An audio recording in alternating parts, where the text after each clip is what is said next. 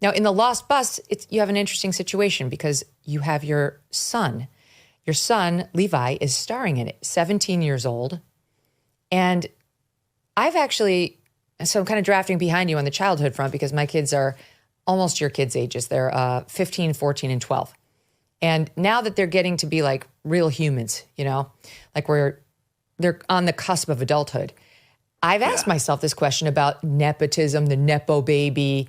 And, when you're the mother of a kid who's, through no fault of their own is born to you and you might be a public figure, it's hard to call it that, as opposed to like, well, if my kid wanted my help getting into my industry, I'd probably give him an open door and then let him take it. And you were recently in this position. Can you tell us what happened? Yeah. And that nepotism question's a really good one because I don't want my kids to ever feel entitled. At the same time, do I believe with people in my own life outside of my family that if you want to know where the arrow is going, look at where it was shot from. And so there's real practicality to that. My son, as I pitch films that I'm in to my family all the time, my son comes to me and he knew that there was a role as a young boy to play my son. He says, how old is that kid? I said, yeah, he's about 13, 14, which was Levi's age at the time. And he goes, can I read for it? And I was like, kind of just straight-faced him and walked off. I wanted to see how much he wanted it, if it was just a whim or what. He comes up 4 more times over the next week. Can I read for it? Can I read for it? Can I read for it? And I said, okay. You want to read for it? Let me tell you what this acting thing's about. This is not just a little, hey, what if? Hey, I'm going to teach you something about this. You got to revere this craft and you got to work at it. So let's work on this character right now. We're going to read. We did. I put it on camera. I saw on camera. I was like, oh, he's got presence. He can hold a frame. He's being honest in front of the camera. That's good instincts. Okay. I sent it to the casting director and I said, Francine, I think this may be good enough for a callback. What do you think? And she wrote back and said, I think it's good enough to send to the director. And I said, oh, okay. Will you do me a favor? Will you pull his last name off? Because I just don't want it, if it preceding, anyone's opinion to help or anything. She goes, yes. Right. You don't want to send the message, I'm phoning in a favor here. Hey, McConaughey, it's playing my son. Think you do me a favor? I would not make that call, and I'm not going to make that call. Again, open the door. But once you get in the door, son, daughter, you go handle. But I did open the door. I had access to get his read to the casting director. Well, the director sees it and says, that's the kid. And she goes, well, that happens to be Matthew's son. He goes, even better. So he got the role, which I'm very proud of. And he did it on his own merit and his own talent. Okay, but now let me ask you about part two. So then he stars in it. It's about to launch. And now I think at this point in the process, I haven't yet gotten there. And none of my kids have said they want to go to media. I'm just saying I would help them. I think I'd be living in terror of bad reviews, of nasty internet trolls. It's one thing when they come for us. Who cares? We're used to it. But come for my kid, that's the kind of thing I might toss and turn over at night. I have not tossed and turned. And maybe that's because I said, get ready for it. It's going to happen anyway.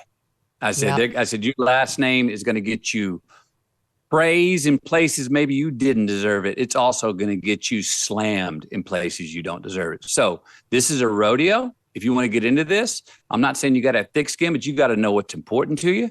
And you got to be ready to hit. Knives are going to come at you, whether you deserve them or not. Fair has nothing to do with this. So if you love doing the craft enough and you're good at it, you put your head down and do that. And the rest of that, you've got to have thick skin about, because that's going to happen. That. Fair has nothing to do with this. That's a great life lesson. In the book, you write, in Poems and Prayers, you write, I wrote it down, your number one job is helping your kids become who they are, not who you want them to be. Shoot it into my veins. It's exactly right.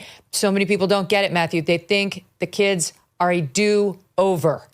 And you've come to the same realization that Doug and I have, which is that DNA thing has a lot to do with how they show up.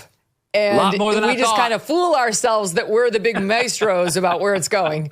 But that was the biggest surprise to me about having children. I thought it was 90-10 environment, culture to DNA. And all of a sudden I was like, oh, it's closer to the opposite. Right, yes. Yeah. Totally. But I would imagine, especially in Hollywood, that's not a lesson everybody understands, because it's a very hard charging group. I don't mean to dump on Hollywood nonstop, though I'll be honest, my audience can't stand Hollywood. But it's a very hard charging group of people that have made it in a very competitive industry. Like they've made it at the top, so they've got to be somewhat cutthroat.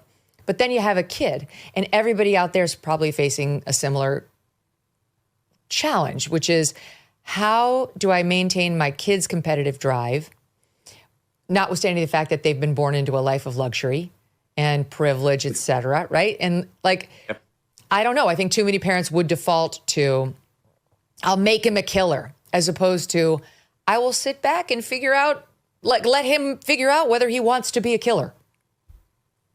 Well, you know how it is. I mean, there's a lot of parents, and you probably know them as well, that for my money, I think become or want to be friends with their children when they need to be parents to them. And that friend to their children is sometimes a bit of that do-over. Hey, maybe you can pick up where I left off and become a better version of me, that's not what a child's asking for early on. Do-overs. I think that kids want us to be a parent to them early. Are you more traditional dad? I know you're married to a Brazilian woman, and I have a lot of Brazilian friends. I know that they tend to like a more traditional man, and you're from Texas, so I kind of feel like you'd be more of a trad dad, but are you? Look, I call it, and this is not a political term, but I call it conservative, early, liberal, late.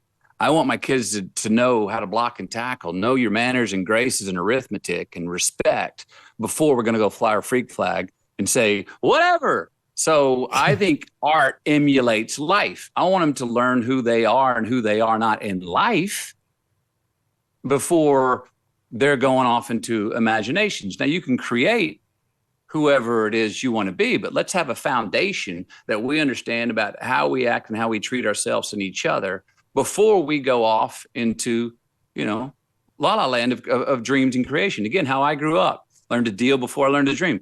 That's sort of my look at it. I believe in consequences. I believe in discipline. I also believe that sometimes, as I'm learning right now, I did not know, Megyn, that I always thought you went from father to later on a friend. And I did not know that there's a bridge in the middle there called big brother as a father. And I'm able to be a big brother, especially now that my kids are teens. And I can kind of put my hand on their back and maybe not judge them as quickly and go, I know what you're talking about. Let me tell you this story about when I was in high school. And the other great thing about teenage kids is I don't have to edit my good stories as much to them anymore. When inflation jumps, when you hear the national debt is over $37 trillion, do you ever think maybe now would be a good time to buy some gold? Well, it would be. Whether as a hedge against inflation, peace of mind during global instability, or just for sensible diversification, Birch Gold Group believes every American should own physical gold. So they created something special. And through September 30th, if you're a first-time gold buyer, Birch Gold is going to offer you a rebate of up to $10,000 in free metals on qualifying purchases. To claim eligibility and start the process, request an info kit just right now. Text MK to the number 989898. Plus, Birch Gold can help you roll an existing IRA or 401k into one in gold. And you're still eligible for a rebate and free metals of up to $10,000. Make right now your first time to buy gold and take advantage of a rebate of up to $10,000 when you buy by September 30th. Text MK to the number 989898 to claim your eligibility and get your free info kit now. Thanks so much for watching. If you like what you just saw, hit the subscribe button for more clips and full episodes.